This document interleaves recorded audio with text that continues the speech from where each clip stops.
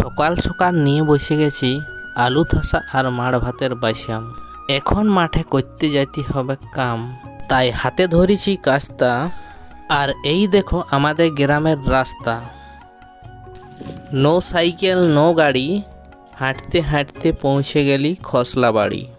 চারিদিকে খসলা আর খসলা, কোথাও নাই পড়িয়া, আজকে আবার রোদটা দিচ্ছে চড়চড়িয়া। শুভ কাজে করা যাবে নাই বিলম্ব, তাই ক্যামেরা সেট করে শুরু করে দিলি আরম্ভ।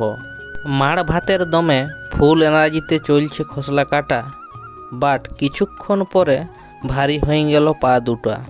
পায়ে জুতা পরে আসেছি সাদা, তাতে লটকে গেছে 2 কেজি করে কাদা। অনেক কষ্টে কাটি করলি শেষ, এদিকে সূর্যদেবও চমক দিচ্ছে বেশ। খসলা কাটে বেরিয়ে গেল কাল ঘাম, তাই আড়ে বসে একটু করিলি বিশ্রাম। বিকালে আসে এগুলা করতে হবে তাড়ি, এখন চলে যাই বাড়ি। তাই ভিডিওটা এইখানেই ছাড়ি, আর তোমরা চ্যানেলটা সাবস্ক্রাইব করে দিবে তাড়াতাড়ি।